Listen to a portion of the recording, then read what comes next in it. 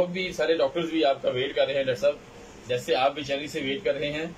और हम आपके जो व्यूअर्स हैं, जो आपको सुनने वाले हैं, जो आपको चाहने वाले हैं, वो भी आपको सुनने के लिए उतने ही ज्यादा बेचैन होते हैं। पूरे 15 दिन होते हैं और पूरे 15 दिन में यकीनन वो इसी चीज का वेट करते हैं कि हम कब जो है उसकी पर्सनैलिटी को देखेंगे, हम कब जो है उसकी जो पर्सनैलिटी के बाद इसकी जो अकॉर्डिंग टू रेपर्टरी जो इसकी मेडिसिन हैं, कैसे रूब्रिक्स हैं, उनको कैसे पैचअप करना है और कहाँ कहाँ पे कौन से रूब्रिक्स पे इसको टॉप मेडिसिन में लेते हैं। तो यकीनन मैं दावा देता हूँ जनाब डॉक्टर अली शहबाज साहब आज जनाब पूरी परफॉर्मेंस में हैं, आज पूरे फॉर्म में हैं, आज बड़े खुशगवार मूड में हैं। आपकी शादी खाई हुई है और शादी के बाद माशाल्लाह ये बड़े एक्टिव आज नजर आ रहे हैं। तो दावा देता हूँ जनाब डॉक्टर अली शहबाज साहब को सारा पाएं और छा जाए जनाब।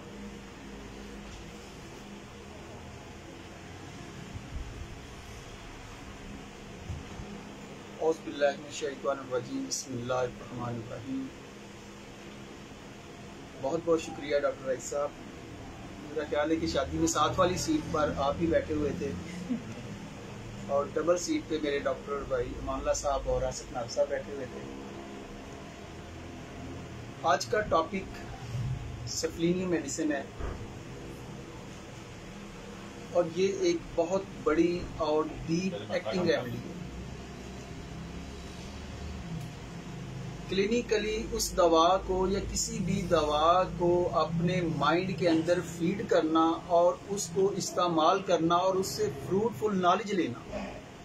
अगर आप उससे फ्रूटफुल रिजल्ट नहीं लेते हैं, सिर्फ नॉलेज लेते हैं, नॉलेज की हद तक बात रहे, तो फिर हम फेलियर की तरफ हैं। हर लेक्चर के दौरान आपको फ्रूटफुल नॉलेज शेयर किया जाता है। इसके अलावा और भी यूट्यूब चैनल्स बने हुए हैं, मुख्तलिफ डॉक्टर्स के लेक्चर आप अटेंड करते हैं, तो आपको कहीं से भी नॉलेज कोई भी होता है वो फ्रूटलेस नहीं होता, वो फ्रूटफुल ही होता है। उसका यूटिलाइज है कि जनाब आप उसको इस्तेमाल करके जो रिजल्ट गेन करते हैं वो कैसे हैं। सफलीनी मेडिसिन को समझने के लिए सबसे पहले आपको सिफिलिस को समझना पड़ेगा। जब तक आप सिफिलिस को नहीं समझेंगे तब तक आपको सफलीनियम का पता ही नहीं चलेगा, और जब आप उसको समझ जाएंगे तो फिर आपको पता चलेगा कि यार ये तो बहुत ही जबरदस्त, बज़ाहिर छोटी सी नजर आने वाली मेडिसिन ये तो बहुत ज्यादा वुसअत रखती है। और ऑर्गेनिन को अगर आप स्टडी करें तो जहां पर पहला what is the aim of a homeopathic doctor, तो उसमें आपने अपने पेशेंट को फैसिलिटेट करना है, उसको जेंटल क्योर करना है। तो जेंटल क्योर करने के लिए डॉक्टर हानीमन ने एक आगे शर्त भी रखी हुई है। उन्होंने कहा कि एक होम्योपैथिक डॉक्टर को बीमारियों का भी पता होना चाहिए कि बीमारी फैलती कैसे है, बीमारी की सिम्टम्स कैसे प्रोड्यूस होती हैं, वो सारा क्राइटेरिया आपको पता होना चाहिए। जब आपको वो पता होगा तो फिर उन्होंने अगली बात कही कि फिर आपको अद्वियात के शफा बख्श असरात का भी पता होना चाहिए, फिर जाके सिमलीमुम वाली बात बनती है, अदरवाइज सिमलीमुम वाली बात नहीं बनती। और उसके बाद जो अगली बात है कि फिर वो क्राइटेरिया शफा याबी के लिए वो माहौल और वो मेडिकेशन, उनका भी पाबंद होना पड़ता है, उनका भी ख्याल रखना पड़ता है। और हमारी फेलियर की सबसे बड़ी वजह यही होती है कि हम सिर्फ या तो दवा दे देते हैं, वो माहौल नहीं देते हैं, या जितनी दवा की जरूरत होती है, अगर किसी को 80%, 70%, 100% मेडिसिन की जरूरत है, तो ऐसे होता है कि जैसे उसको थोड़ा सा रिलीफ मिलता है 10%, 20% से, तो वो दवा को छोड़ देता है कि चलो जी मैं तो ठीक हो गया। तो सबसे पहले सिफिलिस में आजम की तरफ आते हैं। मुख्तसर बात को करूंगा। अब चूंकि ये जो मेडिसिन है ये आर्चिक सिफिलिस कहते हैं, आर्चिक को, ये आर्चिक के मवाद से तैयार की गई है दवा, और इसीलिए इसको नसोड ड्रग कहा जाता है। और आपको पता है कि जितने भी नसोड हैं, जितने भी जनाब अद्वियात के मटेरियल से जो दवाएं तैयार की जाती हैं, जैसा कि आजकल कोरोना से जो वैक्सीन तैयार की गई है, इससे पहले जो डिप्थेरिया से या और जितनी भी मेडिसिन है, उनका सबसे बड़ा जो अच्छा और दूसरे सिस्टम वाले को उसको प्रिवेंटिव मेजर पे इस्तेमाल करके वो जो बहुत ज्यादा डैमेजेस होता है उससे बच जाते हैं। और हमारी अद्वियात भी यही काम करती हैं। अब देखें कि सूरह में आज़म को मैंने कहा था कि अगर आपने याद रखना हो तो सिर्फ एक वर्ड हाइपो, उसके अंदर आपके हर चीज में कमी आ जाएगी, चाहे आपकी सोच हो, चाहे आपकी कोई एक्टिविटी हो, उसके अंदर डलनेस आ जाएगी, लेजीनेस आ जाएगी। हर चीज के अंदर किसमें क्वांटिटी जो है चीजों की वो नहीं डैमेज होगी, क्वालिटी जो है ना वो मुतासर हो जाएगी।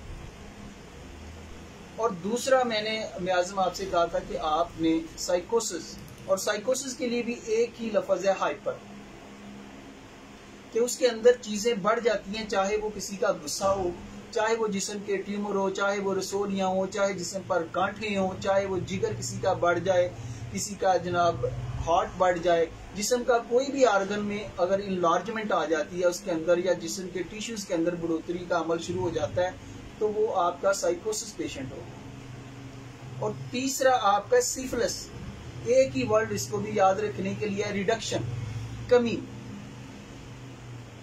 यहां पर आपको क्वालिटी एंड क्वांटिटी दोनों चीजों के अंदर कमी आ गई, यानी कि ना तो ऑर्गन की वो वाली क्वालिटी रह गई है, क्वांटिटी में भी कमी आ गई है, क्वालिटी भी कम हो गई है। वाइटल फोर्स के अंदर भी कमी आ चुकी है, जितना ऑर्गन्स को परफॉर्म करना चाहिए था, जितना लंग्स को काम करना चाहिए था, जितनी आपको ऑक्सीजन है उतना वो कर ही नहीं पा रहा है, जितना हार्ट को करना चाहिए था वो कर ही नहीं पा रहा है, और उनके अंदर फिर डिस्ट्रक्शन आ जाती है। और इसीलिए इसको कहा गया है कि रिडक्शन और डिस्ट्रक्शन, इसके अंदर आपको ये दोनों चीजें मिलती हैं कि चीजों के अंदर जनाब रिडक्शन कमी भी हो जाती है और डिस्ट्रक्शन लेवल भी शुरू हो जाता है। और जब डिस्ट्रक्शन लेवल की बात होगी तो वो आपका सिफिलिस मियाज़म होगा। अब सिफिलिस मियाज़म के अंदर क्या होगा, ये जो डिस्ट्रक्शन होगी ये आपके फिजिकल लेवल पर, मेंटल लेवल पर, ऑर्गन लेवल पर, टोटल सिस्टम के अंदर, हार्ट के अंदर आपकी डैमेज शुरू हो जाएंगी, आपके लीवर के अंदर डैमेज शुरू हो जाएगी, ब्रेन में डैमेज शुरू हो जाएगी, स्किन के अंदर हो जाएगी, बोन्स के अंदर शुरू हो जाएंगी। इवन के मुख्तसर सी बात करूं कि जिस्म का कोई हिस्सा इससे मुबर्रा नहीं होगा। अब आप देखें कि जब आपके पास ये प्रॉब्लम आ रहे हैं, पेशेंट लेके प्रॉब्लम आएगा, तो पेशेंट जो अपने प्रॉब्लम लेके आएगा वो कंजेनिटल प्रॉब्लम लेके आएगा। अब अगर एक डॉक्टर को पता ही नहीं है जनाब वो कंजेनिटल प्रॉब्लम क्या है, तो वो कैसे सिफिलिनियम को यूज करेगा। ऐसे प्रॉब्लम से जो मदर की, वालदा की तरफ से अपने बच्चे के फीटस के अंदर मुंतकिल हो जाते हैं, जिसका नतीजा क्या होता है कि बच्चे की जो है माँ के पेट के अंदर ही डेथ हो जाती है, या आफ्टर बर्थ फौरन डेथ हो जाती है, या वो ठीक तरीके से जनाब उसका जो जिस्म वो कह लें कि बदसूरती लेके पैदा होता है अगली, या उसके जिस्म के पर कोई ना कोई ऐसी ग्रोथ होती है जो पैदाइशी, चाहे वो एब्सेस ही क्यों ना हो, चाहे वो ट्यूमर ही क्यों ना हो, तो वो कोई ना कोई, यानी कि वो अपनी ठीक हालत में नहीं पैदा होगा, वो डिस्ट्रक्टिव लेवल पे पैदा होगा। अब आपके पास अगर पेशेंट आ जाते हैं इन चीजों को लेके, ऐसी और एक्चुअल अबार्शन को लेके आ जाती है, अगर इसी को मर्दों में इनफर्टिलिटी को लेके आ जाता है, ओलिगो स्पर्मिया को लेके आ जाता है, जिसके अंदर स्पर्म्स की क्वांटिटी जो होती है वो कम हो जाती है,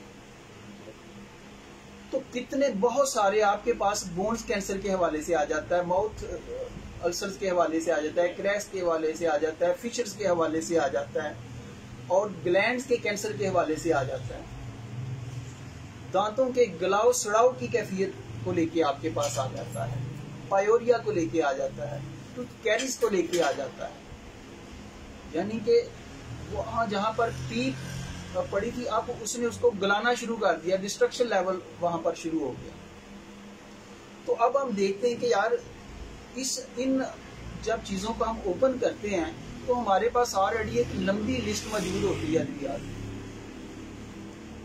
तो वहां पर सिफिलिनियम को यूज करना। अब अगर आपको सिफिलिस मियाज़म का नहीं पता होगा, सिर्फ और सिर्फ आप सिफिलिनियम को पढ़ के तो इसको इस्तेमाल करेंगे, तो फिर वो बंदर के हाथ में माचिस आने वाला जो हिसाब है ना वो हो जाएगा। जब तक आपको उस क्राइटेरिया का इल्म नहीं होगा, जब क्राइटेरिया का इल्म हो जाएगा तो फिर आपको पता चलेगा कि यार इसके अंदर तो इतनी सारी कैफियत, इतनी सारी कंडीशंस आपके पास आ रही हैं। और चूंकि ये सिफिलिस है और ये सिफिलिस के ही मवाद से तैयार की गई है, डॉक्टर सामने मेरा जिन्होंने तैयार किया है इसको, तो ये सेफलिनियम इन तमाम पर जो है बड़ा इफेक्टिव असरात रखती है। तो अब आप देखें इस दवा को कि ये एक तो आपको पता चल गया कि यार ये नसोड के साथ तल्लक रखती है, तो इसके पास एक पावर तो नसोड की होगी, मियाज़म पावर इसके पास दूसरी होगी, और तीसरी चीज है इसकी ओन कैरेक्टरिस्टिक सिम्टम्स, कि हर दवा की एक अपनी खूबियां भी, अपनी अलामात भी होती हैं। मिसाल के तौर पर भी मेरे भाई मामला साहब ने नाइट एग्रीवेशन की बात की थी, या टेरर नाइट, तो आप देखेंगे कि यहाँ पर और भी बहुत सारी अद्वियात हैं, वहां पर आपको आर्सेनिक भी मिलेगी, लेक्सिस भी मिलेगी। तो फिर कैसे पता चलेगा कि जनाब हम इस दवा को ही हमने इस्तेमाल करना है? अगर आपके पास सर दर्द का पेशेंट आ जाता है तो वो कहता है कि जनाब मेरे सर में रात को ही शदीद दर्द होता है, या रात के वक्त मेरी बेचैनी बढ़ जाती है, या कोई पेन के हवाले से आ जाता है, तो वहां पर तो आपके पास बहुत सारी मेडिसिन है, सल्फर में भी है, मर्क्यूरस में भी है, सोराइनम में है, एक लंबी लिस्ट मिल जाएगी। और आपको कैसे पता चलेगा कि हमने जनाब सेफलिनियम को इस्तेमाल करना है? इन चीजों को माइंड के अंदर रखना ये सबसे अहम है। और दूसरी जो है सेफलिनियम, इस मेडिसिन को याद रखें कि ये डीप एक्टिंग और लॉन्ग एक्टिंग रेमेडी है, और इसको आप इंटरकरेंट रेमेडी के तौर पर भी इस्तेमाल करते हैं। अब इंटरकरेंट रेमेडी क्या है कि मेडिसिन की पर्सनैलिटी तो कुछ और है, लेकिन मल्टी डायमेंशनल केस हो चुका है। जैसे कि डॉक्टर हमारे सर डॉक्टर बनारस खान साहब कहते हैं कि जब केस बिगड़ जाता है, जब मल्टी डायमेंशनल हो जाता है, अब आप कहें कि एक बंदे के जनाब घुटने के अंदर दर्द है, उसका घुटना है, उसकी कार्टिलेज डैमेज हो गया है, या ऑस्टियोआर्थराइटिस का पेशेंट है, उसके अंदर बहुत सारे प्रॉब्लम आ चुके हैं। अब वो पहले बंदा बड़ा ठीक ठाक था, अब आप उसे कहते हैं कि जनाब फलां प्रोग्राम में जाना है, तो वो कहता है नहीं यार मैंने नहीं जाना। तो रईस साहब कहता है भाई आपने क्यों नहीं जाना, क्या आपको सफर बंद है? बस यार मैं सफर पे नहीं जाने को मेरा दिल नहीं करता। उसने बात को क्लोज कर दिया। अब इसका ये मतलब नहीं है कि हमने जनाब रूब्रिक निकाल लिया कि उसको सफर अच्छा नहीं लगता है। अब उस वजह से वो बहुत ज्यादा अब्यूजिव हो गया, अब उस वजह से वो बहुत ज्यादा डिसओबीडेंट हो गया, अब वो कहना ही नहीं मानता है। उसके पीछे काज को भी देखना है। जब आप एग्जैक्ट काज को देखेंगे ना, होम्योपैथी में ऑर्गन क्या कहती है कि आपने काज को फॉलो करना है। जब आप काज पे जाके मेडिसिन को सिलेक्ट करेंगे तो वो उस हिडन को दूर करने की कोशिश करेगी। अब सिफिलिस के अंदर 4 स्टेजेस हैं। अब हमारे पास पेशेंट किस लेवल पे है ये भी बड़ी अहमियत रखता है कि ये वो उस वक्त है जब वो जनाब जाने की तैयारी कर रहा है, तो आपको सिर्फ और सिर्फ यही कि जनाब मैंने इनसे भी दुआ ली तो मुझे फर्क नहीं पड़ा, तो अब इन शाह जी कोच करो। तो अब तो मामला जो है बहुत आगे निकल चुका है। तो ये चीजें भी मैटर करती हैं। अब इस मेडिसिन को अगर आपने जहन के अंदर, मैंने सिफिलिस मियाज़म की आपके सामने एक ही खूबी रखी है और वो रखी थी रिडक्शन। अब इस मेडिसिन के लिए भी एक ही वर्ड्स आपके सामने रखूंगा। उसको आपने अगर अपने माइंड के अंदर फीड कर लिया तो आप इस दवा को समझ गए, वो है होपलेस। यानी कि सेफलिनियम का जो पेशेंट होता है या सिफिलिस का जो पेशेंट होता है, वो इस कदर अपने प्रॉब्लम की वजह से, अपने दुखों की वजह से, वो इस कदर जनाब उसके अंदर अपैथी आ जाती है, अवर्जन आ जाती है, उसको फिर कोई चीज भी जो है वो अच्छी नहीं लगती है। उसके लिए जिन लोगों से वो स्पेशली मोहब्बत कर रहा होता है उनसे भी वो कहते हैं कि जनाब बिल्कुल लापरवाह सा हो जाता है। तो अब जो बंदा चलने के काबिल ही नहीं है, चलिया जावे ना फिटे मुंह बोलिया, तो फिर वो वही कंडीशन आनी है ना। तो हमने जब काज को फोकस किया, अब इसमें जो सेफलिनियम का पेशेंट आएगा तो आपके पास जब भी वो आएगा तो वो होपलेस होगा, सुसाइडल टेंडेंसी होगा।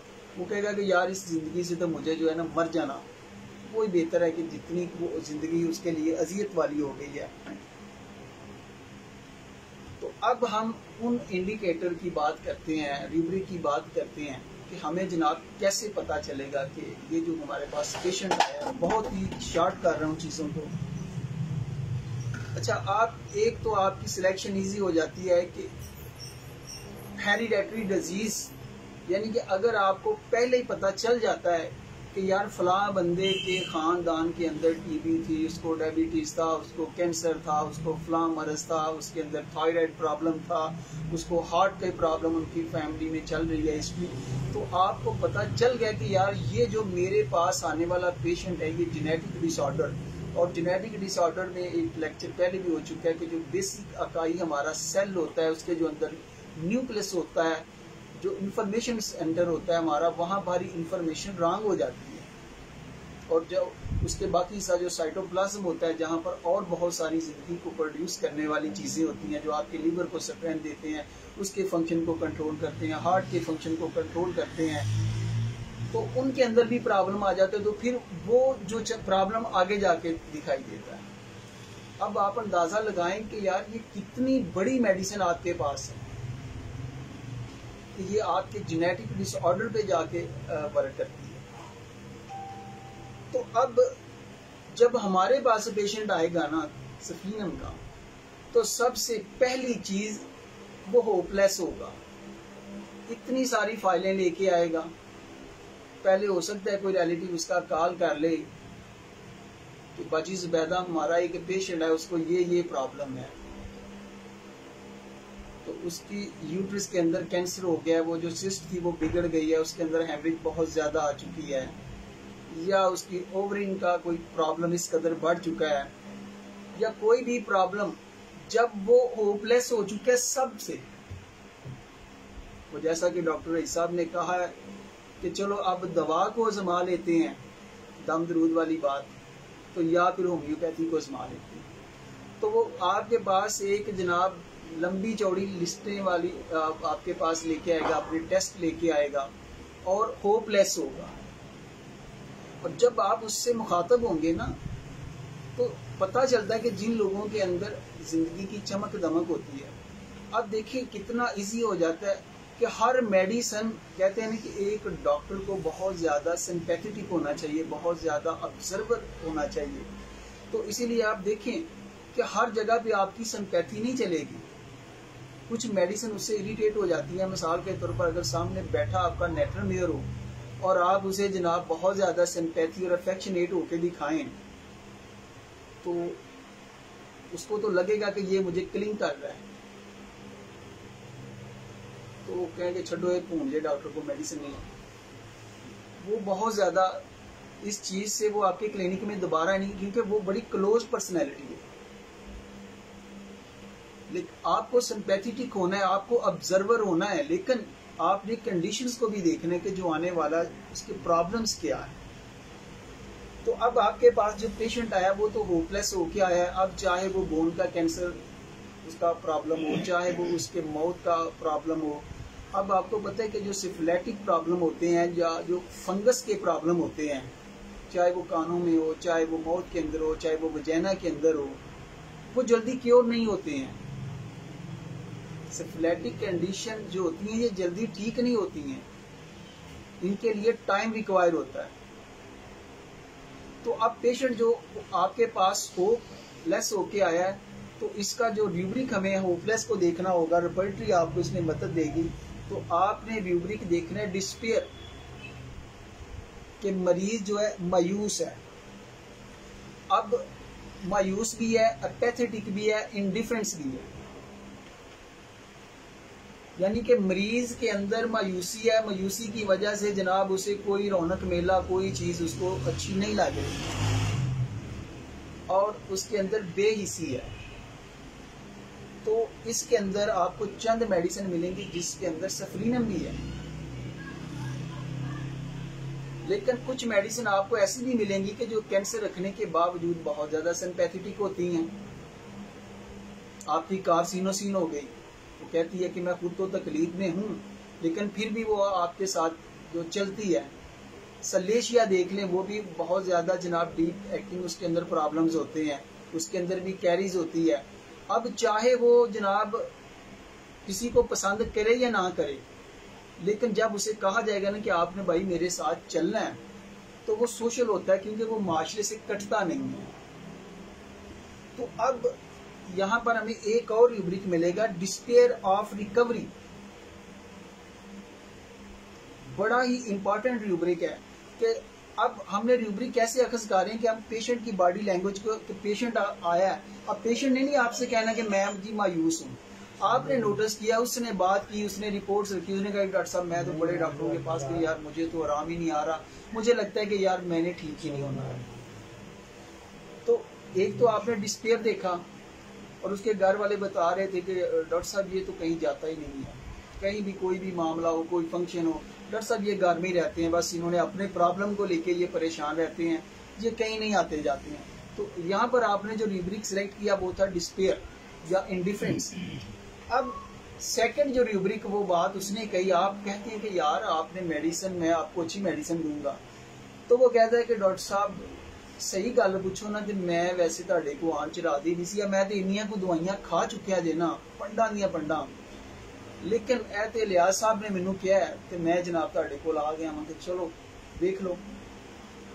इत्थे एक और बड़ा ही जबरदस्त रूब्रिक है डिस्पेयर ऑफ रिकवरी, कि मरीज अपनी सेहत याबी से मायूस है। क्यों मायूस है? एक और आपको रूब्रिक के साथ ही मिलेगा, delusion incurable disease he has, कि उसके माइंड के अंदर डेल्यूजन, इमेजिनेशन कि ये चीज बैठ चुकी है कि जनाब ये जो मेरी बीमारी है ये इनक्योरेबल है, मैं तो ठीक ही नहीं होऊंगा। अब देखिए ना, ये आप रूब्रिक से रूब्रिक निकाल रहे हैं और आगे ऊपर जो मैंने आपको प्रॉब्लम बताए हैं, चाहे वो जेनिटल प्रॉब्लम हो, किसी को अबॉर्शन का प्रॉब्लम हो, किसी के टूथ डीके का प्रॉब्लम हो, क्रैक्स का हो, अल्सर का हो, कैंसर का हो, कोई भी हो, अब प्रॉब्लम को हमने एक साइड पे रख दिया है। अब हम माइंड रूब्रिक पे बात करें कि पेशेंट हमें क्या प्रेजेंट करता है। तो पेशेंट ने आके हमें जनाब होपलेस कंडीशन दी है, डिस्पेयर कंडीशन दी है, और हमारे लिए होम्योपैथी में जनाब जो सफलीनम मेडिसिन है वो होप है, जहां पर पेशेंट जायलेस हो चुका है, ये उसको जायफुल करती है। तो अब ये देखिए 3 रूब्रिक आपके पास बड़े ही स्ट्रांग आ गए हैं। अब एक और रूब्रिक हाइपोकॉन्ड्रियासिस, कि मरीज जो होता है उसको खबत हो जाता है मुख्तलिफ बीमारियों का कि जनाब मेरे अंदर तो बहुत सारी, जनाब वो कहते हैं अपनी सेहत के मतलब मराक होता है। अब यहाँ पर इतनी की बीमारियां हैं ना कि शायद ही कोई लिस्ट जो इस मियाज़म से खाली हो। मिसाल के तौर पर ओसीडी है, ऑब्सेसिव कंपल्सिव डिसऑर्डर, वो जैसे डॉक्टर मामला साहब ने कहा था कि जनाब वो गाड़ी के आगे, फलां चीज के आगे, भैंस के गले में कोई जूती लटका देता है, कोई कुछ चीजें लटका देता है। तो ऑब्सेसिव कंपल्सिव डिसऑर्डर क्या है कि उसको जबरदस्ती उसके जहन में मुख्तलिफ किस्म के इमेजिनरी थाट आ जाते हैं कि ऐसे को ऐसे हो जाना, वहमी किस्म का। तो बहुत ज्यादा जो वहमी पेशेंट हो जाता है उसके लिए भी आपकी सफलीनम काम करेगी। अब अल्जाइमर डिजीज जैसे कि डेमेंशिया वगैरह, जैसे कि लॉस ऑफ मेमोरी की बात की गई है, तो ये बड़े बड़े क्रिटिकल प्रॉब्लम है जहां पर दूसरा सिस्टम हाथ खड़े कर देता है। तो अब देखिए कि प्रॉब्लम चाहे ऊपर कुछ भी है, अब इनमें से एक भी ऐसी जो है ना वो उससे पेशेंट की जान नहीं छूटती है, चाहे वो उसको मुख्तलिफ थाट्स आ रहे हो, चाहे वो उसकी जनाब ज़हनी याददाश्त, अब जो बंदा अपना नाम भी भूल जाए, कोई उससे पूछे उसका नाम तो वो अपना नाम भूल गया है, वो किस गली में रह रहा है वो ना बता सके, वो किस जगह पे है वो ना बता सके। तो इससे बड़ी बैड लक उसके साथ क्या हो सकती? क्या वो जिंदगी को तरजीह देगा? क्या वो जायफुल होगा? वो तो होपलेस होगा। तो इसी तरीके से डेल्यूजन रिकवरी आप भी मिलेगा। और जब हाइपोकॉन्ड्रियासिस आप रूब्रिक लेंगे ना तो ये एक बहुत वुसअत वाला है, इसके अंदर आपको फिर एंजाइटी हेल्थ अबाउट भी मिल जाएगा और भी इसके साथ जो क्रॉस रूब्रिक है। लेकिन ये जो मैंने आपको बताया कि डिस्पेयर ऑफ रिकवरी, यहाँ पर आर्सेनिक, सेरानम, कैलकेरिया कार्ब है। अब आप देखेंगे यार आर्सेनिक भी यहाँ पर है, कैलकेरिया कार्ब भी है। अब देखें कि कैलकेरिया कार्ब बहुत बड़ी मेडिसिन है, लेकिन इसके पास एक मियाज़मेटिक पावर जो है और एक नसोड पावर भी है। तो यानी कि जहां पर आपकी आर्सेनिक या कैलकेरिया कार्ब आप देते हैं आपको रिजल्ट नहीं मिलता, तो फिर आपको सप्लीमेंट की तरफ आना पड़ेगा और उसके बाद हो सकता है कि आपको रिजल्ट मिलना शुरू हो जाए। और कब तक देना है ये भी बड़ी अहमियत का मामला है कि हमने 1 डोज देनी है किस ताकत में देनी है, 200 में देनी है, CM में देनी है, 10M में देनी है, ये चीज़ें भी बड़ी अहमियत की हामिल है। और अक्सर हमारे डॉक्टर हमसे गिला करते हैं कि यार ये जो काम की चीज़ें होती हैं ना, यहाँ पर आपको हमें आप जो है ना वो आप हाथ खड़े कर देते हैं कि अपनी मर्जी, यार अपना एक्सपीरियंस शेयर किया करें। तो मैं कहता हूँ कि यार आप हमारे पायनियर को स्टडी किया करें, डॉक्टर G.H. क्लार्क को आप स्टडी करें, उन्होंने इस पर तफसील के साथ लिखा हुआ है। डॉक्टर स्वान को स्टडी करें, वो डेली की 1 डोज भी देते थे। यानी कि जब तक कि आपको जनाब वहां से उसका रिएक्शन न आना शुरू हो जाए, जब तक कि उन पेशेंट आपको या तो एग्रीवेशन बताएगा या कुछ ना कुछ कमी वाला मामला बताएगा, तो इसका मतलब है कि जब चीज़ों में, और अगर याद रखें कि जब कहीं पर पेशेंट में जनाब वो एग्रीवेशन होती है ना, तो हो सकता है कि आप चेक करें दूसरी तरफ उसकी मेंटली जो है वो रिलैक्स होना शुरू हो जाता है, फिजिकल प्रॉब्लम बढ़ जाते हैं, मेंटली रिलैक्स, तो ये एक गुड साइन है। और हमारे एक प्रोफेसर साहब है, उन्होंने कहा मुझे कि शहबाज, जब हमारे डॉक्टरों ने अपनी मेडिसिन से एग्रेवेशन करना सीख लिया ना, तो उस दिन हमारी जो सक्सेस रेट होगा वो 70-80 होगा।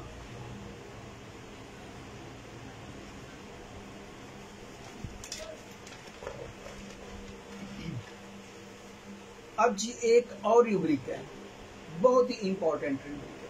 अभी तक मैंने देखें कि वैसे आप जब मेमोरी पे जाएंगे आपको एब्सेंट माइंडेड भी मिलेगा बहुत सारे, लेकिन मैं आपको वो चंद चीदा रूब्रिक दे रहा हूँ कि जिन पर आपकी ये मेडिसिन सिलेक्ट होगी और बड़ी चेन के साथ। यानी कि एक तो वो होपलेस था, डिस्पेयर था, दूसरा अपनी रिकवरी के मतलब जनाब वो डिस्पेयर था कि वो इसको डेलूजन में समझ रहा था कि जनाब ये जो है कि ये नॉन क्योरेबल है। तो अब ये जो मामला तो होता है किसी के साथ, तो यहाँ पर एक रूब्रिक आगे खुद ब खुद बन जाता है, वो है डिसगस्ट एवरीथिंग। डिसगस्ट का मतलब होता है नफरत, कराहत। यानी कि अगर एक बंदा हमारा कुलीग है, अब वो खुद प्रॉब्लम में सफर्ड है, उसकी अपनी हेल्थ ठीक नहीं है, तो वो हमारे स्टडी सर्कल में नहीं आएगा। हम कहते हैं कि यार हमारा ट्रिप जा रहा है छंगा मांगा, वो नहीं जाएगा, वो बाजार तक भी नहीं जाएगा, क्योंकि वो तो मायूस है। और यहाँ पर आपको डिसगस्ट एवरीथिंग, इससे बढ़ के क्या बात हो सकती है स्क्रीनिंग की सिलेक्शन में, कि मरीज आपके सामने कह रहे हैं कि जनाब मैनू कोई चीज चंगी नहीं लगती यार, ना मैनू बच्चे, ना बीवी, ना औलाद, ना डॉक्टर साहब, मैनू तो मर ही जाना चाहिए। अब आरएमएट की तरफ नहीं आपने डायरेक्ट चले जाना, पूरे का पूरा अपने इसके पीछे जो चीज आ रही है उसको समझना है। दूसरे रूब्रिक, जब आपके रूब्रिक के साथ रूब्रिक मिलेंगे ना, आरएमएट के अंदर बेसिक सोच क्या होती है कि यार मैं तो ये दिल ही मर गया और इन्हें मेरी परवाह ही नहीं है। उसकी मायूसी उन वजह से है, और वो सोच उसको जो है डिस्ट्रक्टिव लेवल पे ले जाती है। फिर उसकी बोन्स के अंदर कैरीज आना शुरू हो जाती है, वो भी डिस्ट्रक्शन लेवल की बोन्स कैरीज की बहुत बड़ी मेडिसिन है सोना। और एक डॉक्टर ने कहा था कि अगर सोने से इसकी शफा याबी के असरात का डॉक्टरों को इल्म हो जाए ना, तो ये अकेली दवाई बहुत जबरदस्त है। तो हर दवा अपनी अहमियत एक रखती है। तो अब देखें कि डिसगस्ट एवरीथिंग, इसकी मिसाल मैं आपको देता हूँ कि फर्ज करें कि एक बंदा है जनाब, जैसे सूरज गुरूब होता है रात के वक्त उसको शदीद सर का दर्द शुरू हो जाता है। अब वो सर दर्द की वजह से एंजाइटी में भी रहेगा, डिस्टर्ब भी रहेगा और सारी रात सोएगा भी नहीं। और जब ऐसा मामला एक तसलसल होगा, उसमें एक लंबे पीरियड से चल रहा होगा, तो उस पेशेंट का आप अंदाजा लगाएं कि जिसको एक अच्छी प्रॉपर नींद ही नहीं मिलती, तो वो डिसगस्ट होगा ना, उसकी तो बेजारी होगी। तो अब देखें कि आप जब इस रूब्रिक को देखेंगे हेडेक नाइट, तो आपको बहुत सारी मेडिसिन मिलेंगी, लेक्सिस भी मिलेगी और भी मेडिसिन जो है रात के वक्त मिलेंगी। लेकिन वो पेशेंट लेक्सिस देने के बाद भी क्योर नहीं हो रहा, या और आपने दूसरी मेडिसिन देने के बाद भी क्योर नहीं हो रहा। अब डॉक्टर एलोपैथिक सिस्टम वाले कहते हैं यार इसका स्कैन करा लें कि इसके दिमाग के अंदर कोई ऐसी ग्रोथ तो नहीं बन चुकी है, कोई ऐसा कोई ट्यूमर वगैरह तो नहीं बन चुका कि जिसकी वजह से हेडेक हो रहा है। अब उन्होंने वो रिपोर्ट्स करवा के जनाब वो उस नतीजे पर पहुंची हैं, और आपको पता चल जाना चाहिए कि यार ये जो बंदा मेरे पास आया इसकी फैमिली के अंदर ये प्रॉब्लम चल रहे हैं और इसको रात को नींद नहीं, ये वजह हो सकती है।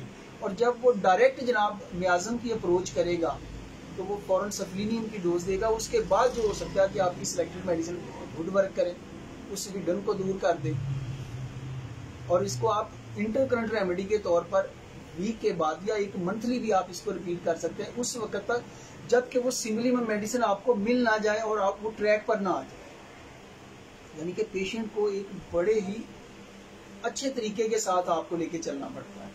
ऐसा नहीं होता कि आपने जनाब एक डोज दे दी है वो जिमें गोली अंदर ते चूहा जलंदर, ऐसा नहीं होता है।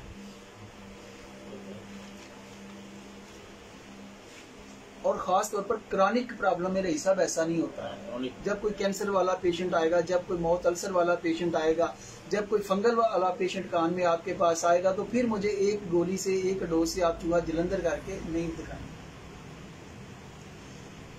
अच्छा जी, अब इन सारी चीजों का नतीजा क्या निकला जनाब कि जो बंदा सर की दर्द में मुब्तला था, एक बड़ा ही इंपॉर्टेंट रूब्रिक है कि जिसको रात को नींद नहीं आती, जो उसकी सोच ही है कि यार रात हुई तो मेरे वास्ते साहब हो जाना है, तो वो बंदा क्या होता है, वो अनसोशल हो जाता है या एंटी सोशल हो जाता है। एंटी सोशल रूब्रिक बड़ा ही जबरदस्त है। और एंटी सोशल में आपकी चंद मेडिसिन है जैसे कि अनाकॉर्डियम है और इसी तरीके से सफलीनम मेडिसिन है आपकी। अब ये जो ऊपर मैंने रीजनिंग सारी बताई है उसी वजह से वो डिसोबीडेंट भी हो जाता है कि जब वो एक बंदा सोशल नहीं होगा, एंटी सोशल होगा, तो आप कहते हैं कि जनाब नारो साहब फलां जगह पे जाना है, वो कहना मैं नहीं जाना। यार इसने तो हमारे सदर साहब की बात नहीं मानी है, ये क्या हो गया, डिसोबीडेंट हो गया, ये ऑब्स्टिनेट हो गया, ये जिद्दी हो गया, ये इंडिफरेंस हो गया।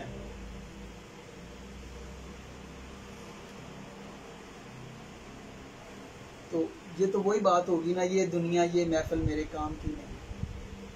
तो अल्हम्दुलिल्लाह नारो साहब उनमें से नहीं है जनाब, ये जिंदा दिल हैं, ये उन मेडिसिन में इनका शुमार होता है।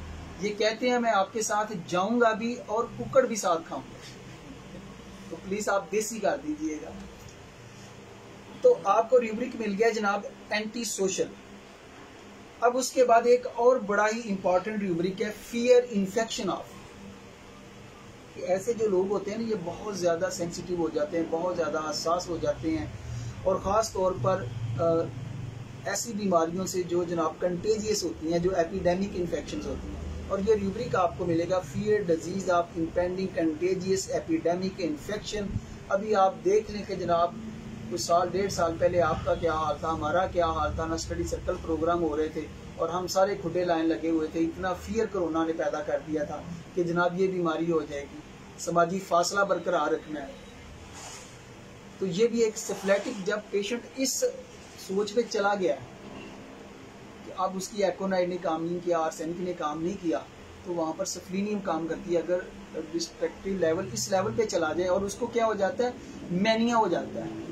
मैनिया किस चीज का हो जाता है, ये आपके पास एक रूब्रिक है वाशिंग बाथिंग डिजायर फॉर, कि जनाब मरीज हर वक्त नहाना धोना चाहता है कि जनाब जरासीम पे नहीं लगते। इतने कमाल के रूब्रिक है और आपको जनाब ये मेडिसिन। और इसका एक और बड़ा इंपॉर्टेंट रूब्रिक है इम्पल्स या मॉर्बिड सेंसिसिस के अंदर है वॉश टू, और यहाँ पर 2 मेडिसिन है सोराइनम और सफलीनम। क्योंकि सोराइनम और सफलीनम के मरीज जितना मर्जी, ये जैसे सोराइनम ने कि जिन्ना मर्जी उन्होंने नवा धो लो, साबुन ना खुरच लो, वो हीरो नहीं बनना, उन्हें जनाब वो टपरी वासी लगी। तो ये इस कैटेगरी में ये रूब्रिक आएगा। तो इसी तरीके से एक और रूब्रिक है washing mania for cleanness, always washing the hands. ये सफलीनम का की पेशेंट है कि अगर आपके पास वो पेशेंट आया, वो फाइलें भी लेके आया, वो सब कुछ लेके आया, और वो घर दे कहते कि डॉक्टर साहब ये हर वक्त ही हाथ धोंदा रही। और जैसा कि डॉक्टर अमानुल्लाह साहब ने भी कि हमने एक पेशेंट चेक किया था कि वो जो भी उसके घर, या तो वो जूता पहले ही उसको अंदर ही नहीं आने देती थी, अगर वो आ भी गया तो वो पूरे फर्श को दोबारा धुलाती। तो ये बड़ा अहमियत रखता है कि उस पेशेंट को लेके कैसे चलना है। और अक्सर हमारी जो फेलियर होता है कि हम एक डोज दे के उसके बाद पेशेंट को असल में हम मोटिवेशन नहीं देते, गाइडलाइन नहीं देते हैं कि भाई आपका ये प्रॉब्लम है, आपने ऐसे ऐसे हम आपको साथ लेके चलेंगे। तो ये जो गाइडलाइन है ना, ये बड़ी जरूरी है। तो अब इन सारी चीजों को अगर बंदा सोचे ना, अब ये जो मैं आपको रूब्रिक बता रहा हूँ ना, यहाँ पे अद्वियात कम होनी शुरू हो गई, बिल्कुल कम होनी शुरू हो गई। अब इन सारी चीजों का ऊपर जो मैंने बताया, जो नतीजा आप निकालें, तो उसका जो एक रूब्रिक मिलेगा वो है जनाब डेल्यूजन पैरालाइज्ड हीएस। यार मैं तो मफलूज हो गया, मैं ना किते आ जा सकना ना जी, मैं तो बस जनाब फालिज ही हो गया। अब ये इमेजिनेशन उसके ज़हन के अंदर आ जाती है कि मैनू बस जनाब मैं ना गोटियां तो चलिया जाता है ना मेरे फलाने प्रॉब्लम को, तो मैं तो जनाब जो है ना मफलूज हो गया। और मरीज की ये सोच होती है। या एज इफ गोइंग इनसाइन के, जैसे कि इंसेंटी डॉक्टर साहब ने बताया था कि इसका मरीज जो पागल हो जाएगा, इंसेंटी के अंदर आपको कलकेरिया कार भी मिलेगी कि वो हर वक्त होता है कि जनाब लोग दूसरे उसे ऑब्जर्व तो नहीं कर रहे, ये बड़ा उसका इंपॉर्टेंट रूब्रिक है। लेकिन अगर कलकेरिया कार देने के बाद भी वो ठीक नहीं हो रहा तो फिर सफलीनियम का बम ठोको। तो इसी तरीके से लॉज ऑफ मेमोरी होती है, मैंने ऊपर आपको बता दिया है। डायमेंशिया की तरफ आप चले जाएं, अल्जाइमर प्रॉब्लम की आप तरफ चले जाएं, उसके लिए कैलकुलेशन जो होती है वो बहुत ही डिफिकल्ट होती है। तो अब मेरे भाई आप देखें कि आपके पास हम कोशिश करते हैं कि आपके सामने जनाब क्लासिकल पिक्चर भी डॉक्टर मामला साहब रखते हैं।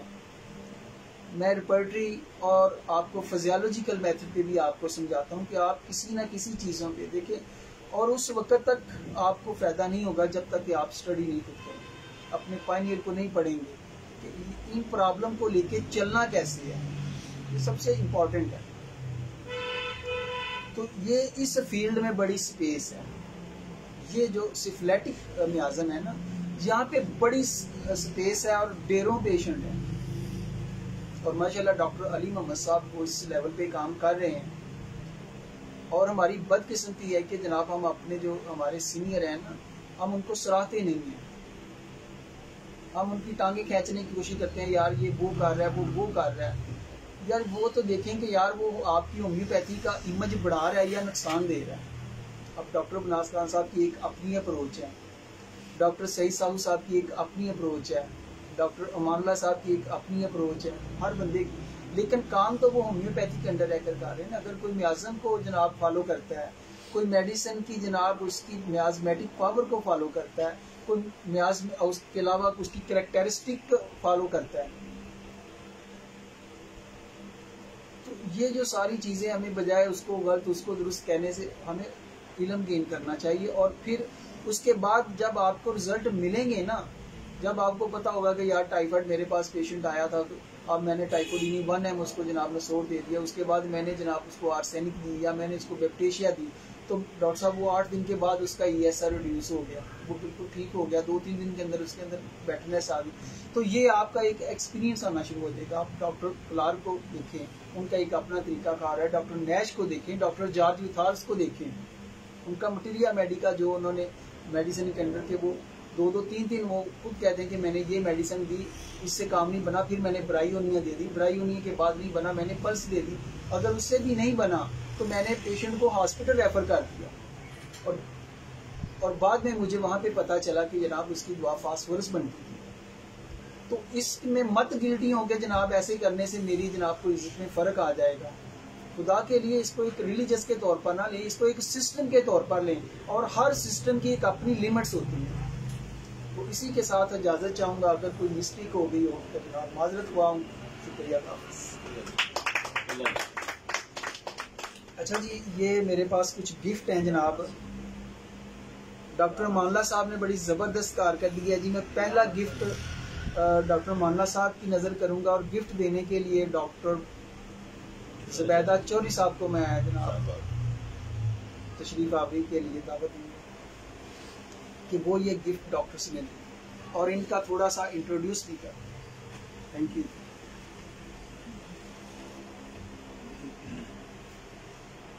शुक्रिया डॉक्टर साहब। डॉक्टर शाहबाज साहब आपने गिफ्ट बना दिया। ये जी